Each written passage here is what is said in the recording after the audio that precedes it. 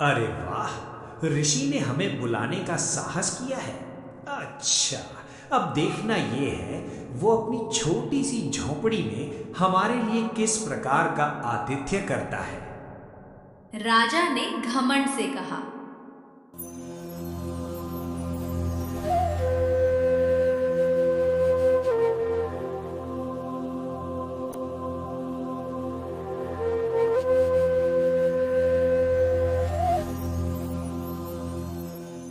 क्या बात है भाई, राजा का महल तो चारों ओर से सजाया गया है। क्या भाई, तुझे नहीं पता क्या? राजा की लड़की की शादी है, इसीलिए महल को इतना धूमधाम से सजाया गया है। सुना है राजा की लड़की बहुत ही ज्यादा खूबसूरत है। वो तो भाई बला की खूबसूरत है, तभी तो इतनी धूम मची हुई है।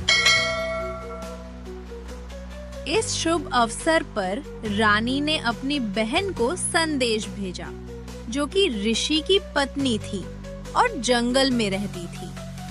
तभी एक सैनिक आमंत्रण पत्र लेकर दूर जंगल में स्थित ऋषि की साधारण झोपड़ी तक पहुंचता है।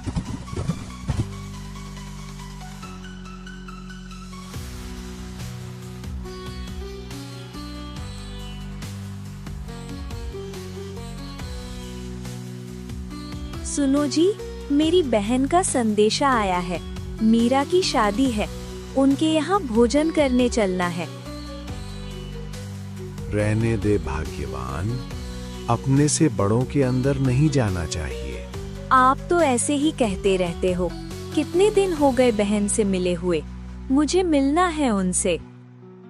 भाग्यवान, तू समझ क्यों नहीं रही? सुन, मैं तुझे एक कहानी के द्वारा समझाता हूँ। एक समय तपते रेगिस्तान में एक ऊंट मर गया। चरवाहे उसे ऐसे ही छोड़कर चले गए। उसकी लाश वहीं रेत पर पड़ी रही। कुछ समय बाद एक गीदड़ भोजन की तलाश में भटकता हुआ वहां आ पहुंचा। उसने मारे हुए ऊंट को देखा और उसे खाने लग गया। खाते खाते वो ऊंट के कुछ ज्यादा ही अंदर घुस गया।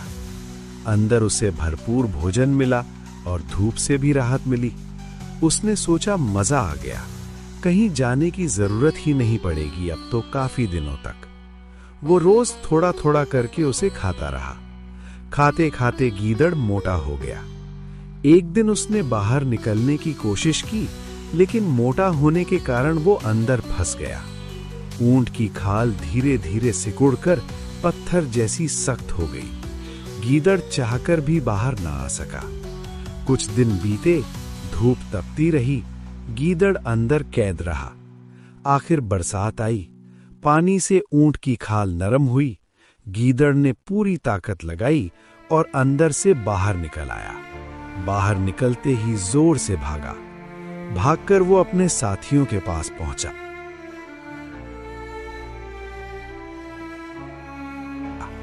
उसके साथी गीदड़ ने उससे पूछा, अरे दोस्त, इतने दिन कहाँ गायब था? दिखाई ही नहीं दिया। जाना कहाँ था यार, बहुत ही बुरी बनी मेरे साथ तो। लेकिन भाई एक बात समझ में आ गई, अपने से बड़े के अंदर कभी नहीं घुसना चाहिए। ऋषि ने पत्नी को बहुत समझाया, लेकिन पत्नी अपनी जिद पर अड़ी रही। मुझे नहीं सुननी कोई कहानी, आपको चलना ही पड़ेगा, मुझे नहीं पता। चलो ठीक है भाग्यवान, अगर तू मान ही नहीं रही है तो ठीक है, चल पड़ेंगे। पत्नी की जिद के आगे ऋषि जी मान गए। दोनों साधारण झोपड़ी से निकलकर राजा के भव्य महल की ओर चल पड़े।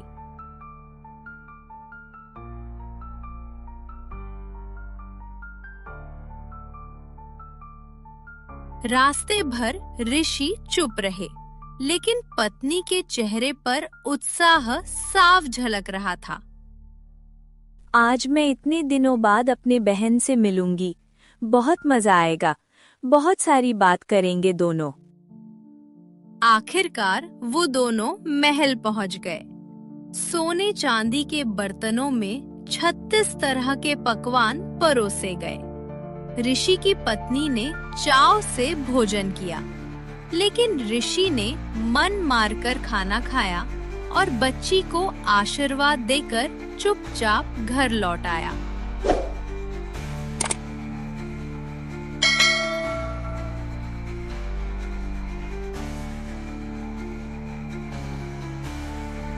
कुछ दिन बाद स्वामी, राजाओं के यहाँ कितना वैभव होता है, हमारे पास तो कुछ भी नहीं है।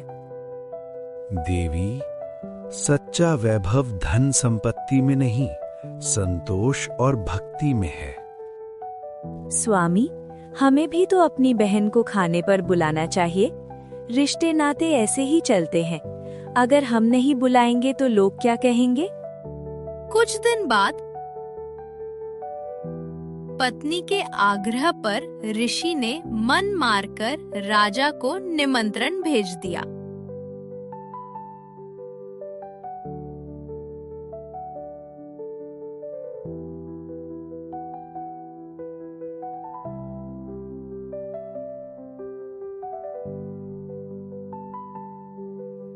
ऋषि का दूत महल पहुंचा।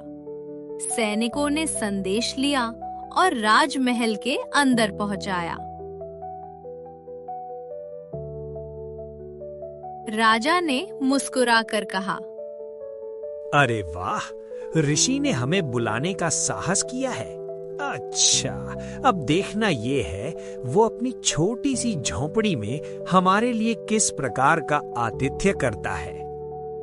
राजा ने घमंड से कहा, अब देखूंगा उस ऋषि को, हजारों सैनिकों संग चलूंगा, देखता हूँ वो कहाँ से हमें भोजन कराता है। उधर ऋषि शांत भाव से ध्यान में बैठे थे। उनकी सुरती स्वर्गलोक में लगी।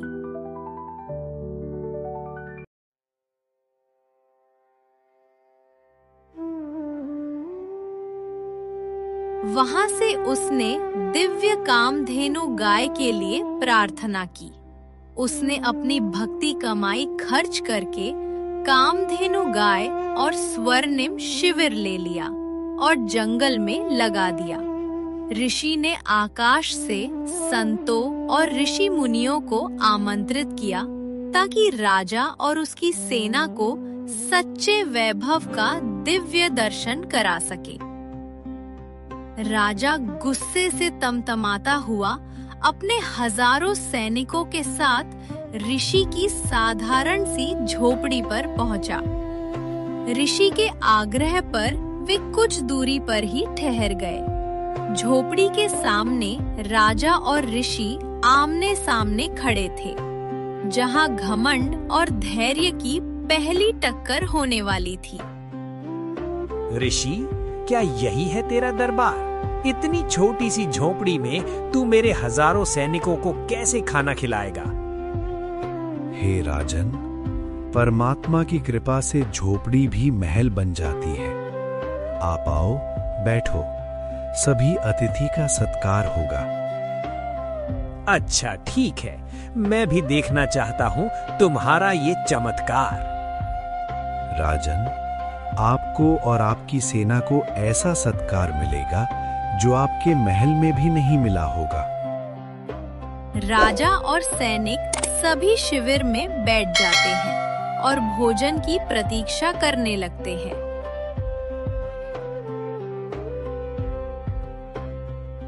हे कामधेनु माता, राजा और उसकी विशाल सेना के लिए भोजन की व्यवस्था कीजिए। कुछ ही देर में उस साधारण सी झोपड़ी के आंगन में स्वर्णिम थालियां सज गईं। सैकड़ों व्यंजन प्रकट हो गए और पूरा मैदान भोज स्थल बन गया। राजा और सैनिक सब खुश होकर भोजन करने लगे। भोजन करने के बाद राजा ऋषि के पास गया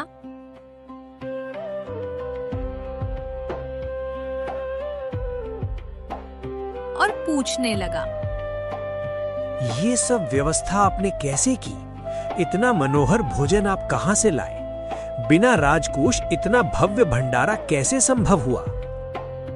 हे राजन, ये कोई साधारण भोजन नहीं, ये मेरी तपस्या और पुण्य का फल है। ये थालियां न मेरे हाथों से बनी हैं, न किसी राज भंडार से आई हैं। ये सब कामधेनु गौ माता की कृपा है। वह दिव्य शक्ति से असीम भोजन प्रदान करती हैं। जिसके पास कामधेनु है, उसे कभी किसी चीज की कमी नहीं हो सकती। अच्छा, तो ये है रहस्य, एक गाय और उससे बेशुमार भोजन। ऋषि, ऐसी चीज तुम्हारे जैसे सन्यासी के पास क्या कर रही है? इसे तो राजा के पास होना चाहिए। युद्ध के लिए अनाज चाहिए होता है। अब ये गाय मेरे राज भंडार की शोभा बनेगी। सैनिकों, इस कामधेनु को पकड़ लो। अब ये गाय तुम्हारे राजा की होगी। ठहरो राजन, कामधेनु कोई साधारण गाय नहीं, ये गौ माता स्वयं स्वर्ग से आई हुई दिव्य शक्ति है। इनका स्थान राजमहल नहीं, स्वर्ग में है। इनसे मिला भोजन राजभोग नहीं, पुण्य का प्रसाद है। यदि तुम लोभवश गौ माता को छीनोगे तो याद रखना, गौ माता का अपमान किसी भी साम्राज्य को नष्ट कर सकता है। राज्य धन से चलता है, पर टिकता धर्म से ही है। ऋषि, तेरी तपस्या, तेरे पुण्य की बातें मेरे दरबार में नहीं चलेंगी। ये गाय अब तेरी नहीं रही। तपस्वी का पेट तो भिक्षा से भी भर जाता है। ऐसी गाय तो राजा के महल में होनी चाहिए। सैनिकों, आदेश का पालन हो। हे गौ माता, मैं आपकी रक्षा नहीं कर पाऊंगा। आपसे प्रार्थना है, आप इस पृथ्वी को छोड़कर स्वर्ग लौट जाइए। जैसे ही ऋषि ने कामधेनु से कहा, गाय आकाश में उड़ने लगी। यह देखकर राजा के मन में क्रोध उमड़ पड़ा। उसने अपने सैनिकों को आदेश दिया, सैनिकों, तीर चलाओ और रोको इस गाय को। ये जानी नहीं चाहिए यहाँ से।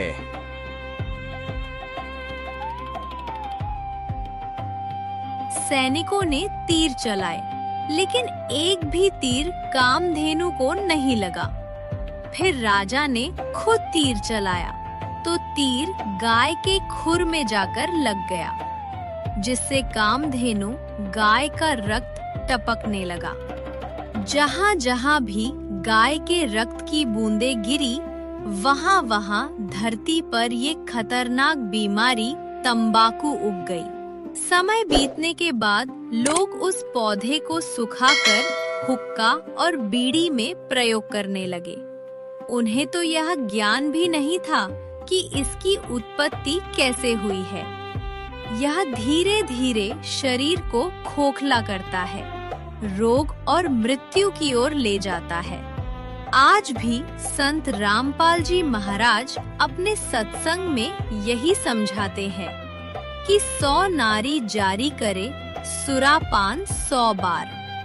एक चिलम हुक्का भरे डूबे काली धार। तंबाकू और नशा आत्मा और शरीर दोनों का शत्रु है। यह जीव को भटकाकर पाप के मार्ग पर ले जाता है। जो व्यक्ति तंबाकू का त्याग कर सच्चा भक्ति मार्ग अपनाता है, वही वास्तविक सुख और मोक्ष प्राप्त कर सकता है। और इस कथा का निष्कर्ष यही है, खू नाम खून का, तमा नाम गाय। सौगंध 100 बार, इसको ना पिए खाए।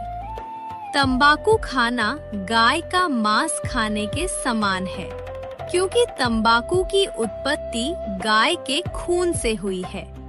इसलिए संत रामपाल जी महाराज की शिक्षा के अनुसार तंबाकू व नशे से दूर रहना ही जीवन को सफल बनाने का मार्ग है। अगर आपको वीडियो अच्छी लगी तो इसको लाइक, शेयर और चैनल को सब्सक्राइब जरूर करें, ताकि दुनिया को सच का ज्ञान हो सके। धन्यवाद। ये वीडियो संत रामपाल जी महाराज के सत्संगों में बताई गई कहानियों से ली गई है और अधिक जानकारी के लिए आप हमसे स्क्रीन पर दिए गए नंबर के माध्यम से संपर्क कर सकते हैं। और ज्ञान गंगा और जीने की राह में से कोई एक पुस्तक बिल्कुल फ्री में मंगवा भी सकते हैं।